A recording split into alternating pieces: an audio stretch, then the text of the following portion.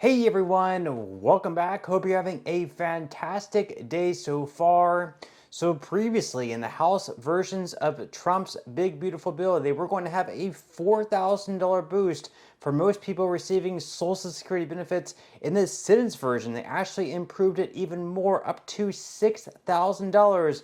So in today's video, we are going to be going over an update on Trump's big beautiful bill that he does say that he wants to have on his desk by no later than Independence Day. Plus, we're going to be covering 9 states in which they are still taxing a portion of your Social Security benefits. But before we go ahead and dive into it for today, if you would like to save up to $1,100 potentially on your Medicare plan, then you might want to consider giving Chapter a call today with that number up on the screen, as well as in a pinned comment below. You see, whenever my parents first became eligible for Medicare, there was a lot of confusion. Like, for example, would they could be able to continue going to their primary doctor that they've been going to all their life, or would they have to switch to a brand new doctor that they don't know, that they don't perhaps have a relationship with yet?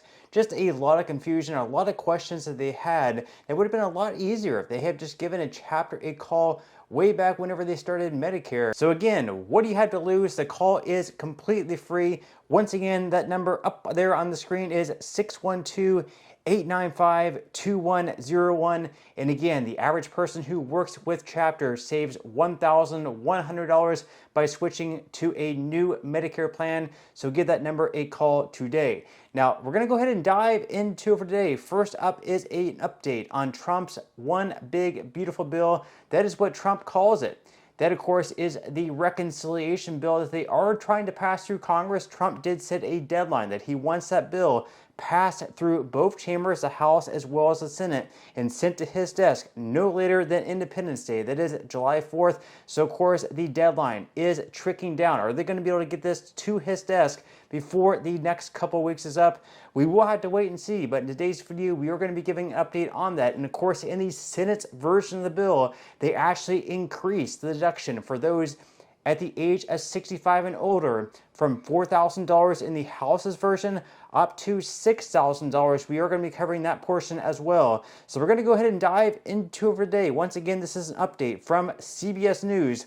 They say that after the House narrowly approved the legislation that addresses the president's tax, defense, border, and energy priorities last month, Senate GOP leaders are working to pass the bill in the upper chamber. The bill would then be sent back to the House to approve the changes before it can reach Mr. Trump's desk for his signature.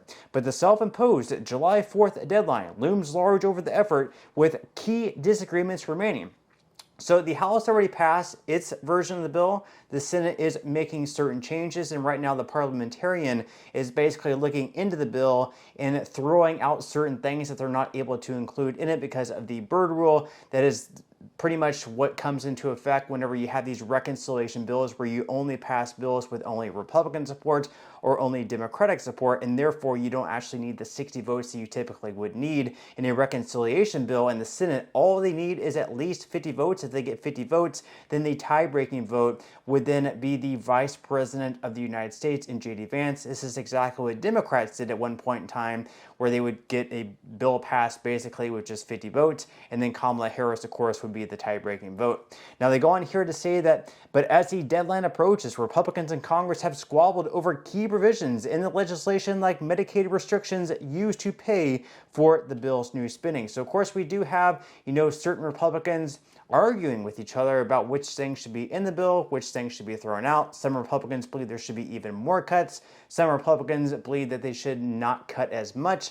We have some Republicans who actually want to lift the SALT deductions, which is the state and local deductions. Basically, Republicans in these higher tax states like California, New York, and New Jersey, they're fighting for a higher SALT, which would basically allow their constituents to deduct more of their state taxes from their federal tax returns and therefore pay less taxes into the federal government. We will have to wait and see how that plays out. Now, they go on here to say that Senate Republicans have proposed steeper cuts to Medicaid funding, in part by lowering provider taxes, which states use to help fund their share of Medicaid costs, from 6% to 3.5% by 2031. The House sought to lower federal costs by freezing states' provider taxes at current rates and prohibiting them from establishing new provider taxes, and the Senate's move has sparked pushback and threatened to complicate the delicate balance reached in the House.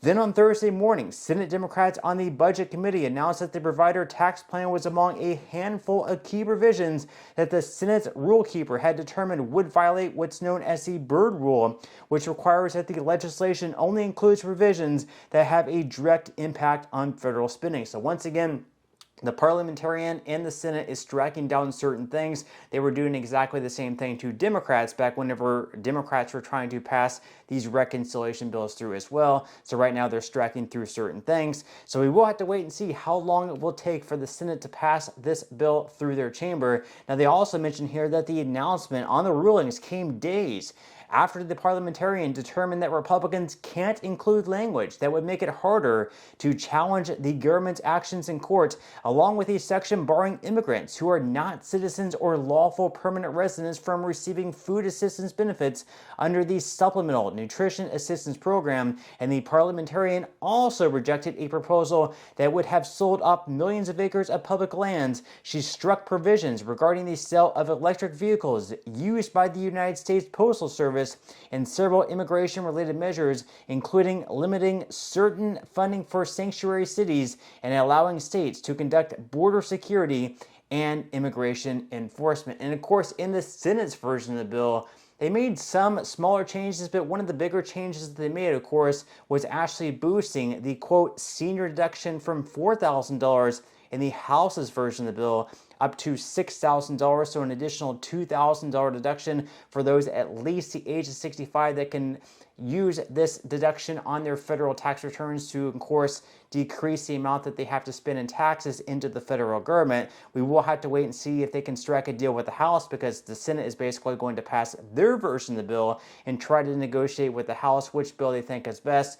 And then whenever they come to an agreement, of course, that version of the bill will have to pass through both chambers.